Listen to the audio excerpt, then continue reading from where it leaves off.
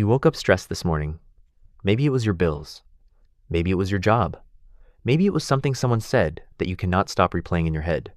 And somewhere in the back of your mind, you have had this thought that ancient humans had it easier. No rent, no deadlines, no notifications. Just nature and simplicity. That thought feels comforting. It is also completely wrong. Here is what the science actually found. When researchers from the University of Western Ontario measured stress hormones preserved inside the hair of ancient humans, people who lived over 1,000 years ago, they did not find peace.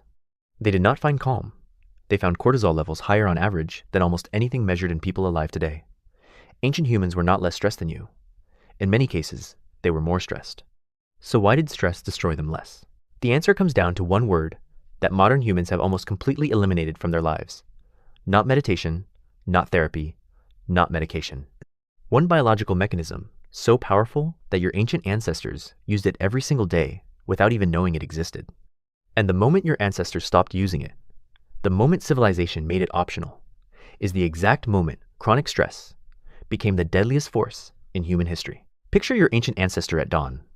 The ground beneath them is cold and hard. There is no breakfast waiting, no coffee, no plan for the day written in a notebook. What there is immediate. A child who needs feeding, a fire that needs rebuilding, a sound from the tree line that did not sound like wind. Every single morning began with real, immediate physical threat. And their body responded the only way a human body knows how. Alan Goodman, a biological anthropologist at Hampshire College, has spent decades studying stress in prehistoric human remains. What he found is that the stress response, cortisol flooding the bloodstream, heart rate spiking, muscles tensing for action, is not a modern invention. It is an ancient mammalian system that predates the human species entirely. Your body's stress response is hundreds of millions of years old. It was not built for emails. It was not built for traffic. It was built for one thing only: to keep you alive long enough to run, fight, or hide. Here is what separates ancient stress from modern stress. When your ancestor heard that sound from the tree line, cortisol flooded their system within seconds. Heart rate surged, muscles loaded with blood. Every non-essential system in the body shut down, and then within minutes, the threat was resolved. They ran, they hid, they fought. The predator left. And then, something happened that almost never happens to you. The stress turned off. Completely. The body returned to baseline. The cortisol drained away. Ancient humans experienced what scientists call acute stress. Intense, real, and finished. What you experience is something far more dangerous. Chronic stress is stress that never resolves. It is the low-grade, constant hum of anxiety that sits in your body every hour of every day. Your boss, your debt, your relationship, your future, none of these threats can be resolved by running or fighting. So the cortisol stays, the inflammation builds, the immune system weakens. Research published in the journal Biological Psychiatry found that chronic stress physically shrinks the prefrontal cortex, the part of your brain responsible for decision-making, emotional regulation, and rational thought. Ancient humans almost never experienced this. Not because their lives were easier, but because their stress always had somewhere to go. This is where it gets remarkable. Ancient humans discharged their stress through the most basic biological mechanism available to any living creature: movement. When the predator appeared, they ran. When food was scarce, they walked miles to find it. When the threat passed, they built, carried, climbed, and worked with their hands. Research published in the Proceedings of the National Academy of Sciences confirmed that regular physical movement reduces baseline cortisol levels, lowers inflammation, and resets the nervous system to parasympathetic rest and digest mode. Ancient humans were doing this not as exercise, but as survival, every single day without exception. But movement alone is not the full story, because the Hadza people of Tanzania, one of the last surviving hunter-gatherer societies on Earth, walk an average of 5 miles per day. Researchers expected to find almost zero stress in their bodies. What they found was more complicated and more important. And it reveals the actual reason ancient humans handled stress in a way that modern humans simply cannot replicate with a gym membership. A landmark study published in Scientific Reports by researchers from Roehampton University in London measured cortisol levels in Hadza men across an entire community. They were looking for the standard pattern found in every modern society, that higher status individuals carry less stress. Bosses, less stress than employees. Wealthy, less stress than poor. But in the Hadza community, they found something that overturned that assumption entirely. Social status had no relationship to stress levels whatsoever. The best hunter carried the same cortisol as the worst hunter. The most popular man carried the same as the least popular, because in a hunter-gatherer society, nobody owned anything, nobody owed anything, and nobody was left behind. Anthropologist Alan Goodman's research on ancient skeletal remains revealed a striking pattern. Stress indicators in teeth and bone, visible as disruptions in enamel growth, called Harris lines, increased dramatically in populations that transitioned from hunter-gathering to farming and early civilization. The moment humans created hierarchy, the moment there were landowners and laborers, kings and subjects, haves and have-nots, chronic stress exploded across the population. Goodman described it plainly. Life becomes more complicated when societal structures create winners and losers.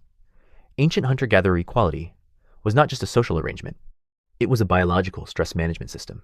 So ancient humans had three things working simultaneously that modern humans have dismantled almost entirely. Their stress was acute, it arrived, resolved, and left. Their bodies moved, constantly discharging cortisol before it could accumulate. And their social structure was flat.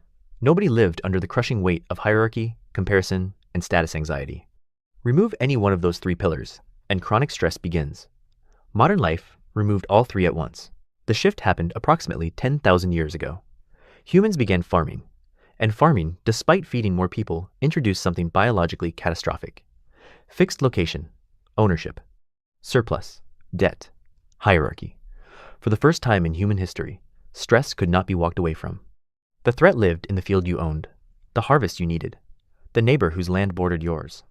Goodman's skeletal research shows the transition from hunting and gathering to farming is written directly into ancient bones as a sudden and dramatic increase in stress markers.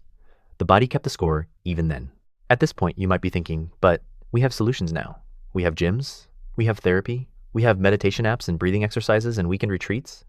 Surely, modern humans have found ways to replicate what ancient humans did naturally. And the answer is yes, partially. Some of those tools genuinely work. But there is one element of the ancient stress management system that no app, no gym, and no therapist has ever successfully replaced. And it is the one thing that is disappearing fastest from modern human life. Ancient stress always had a resolution, not a coping mechanism, not a management strategy, a resolution. The predator left, the hunt ended, the fire was built, the child was fed. Every stressor in an ancient human's life had a natural endpoint that the body could feel and recognize. Your nervous system does not calm down because you told it to. It calms down because it received a physical signal that the threat is over. Ancient humans generated that signal automatically through movement, through completion, through the physical resolution of every problem they faced. Modern stress has no resolution. It is designed to be infinite. The clearest proof of this difference shows up in sleep. Psychiatrist Jerome Siegel at UCLA studied multiple hunter-gatherer populations across Africa and found that only 1.5% to 2.5% of hunter-gatherers experienced insomnia more than once a year. In industrialized societies, that number sits between 10 and 30%. The Hadza people studied had no word for insomnia in their language, not because they had better mattresses, because their nervous systems were completing the stress cycle every single day, leaving nothing unresolved to keep them awake at 3 a.m. staring at a ceiling. The stress cycle is a biological loop. It opens when a threat appears and closes when the threat is resolved physically, not mentally. Researchers Amelia and Emily Nagoski, in work building on foundational stress biology, identified that the human nervous system requires physical completion signals to close the stress cycle. Shaking, crying, laughing, running, physical contact with another person. Ancient humans generated these signals constantly through the hunt, through communal living, through physical labor, through the campfire circle, at the end of the day. Every evening, the stress cycle closed. Every morning began with a clean nervous system.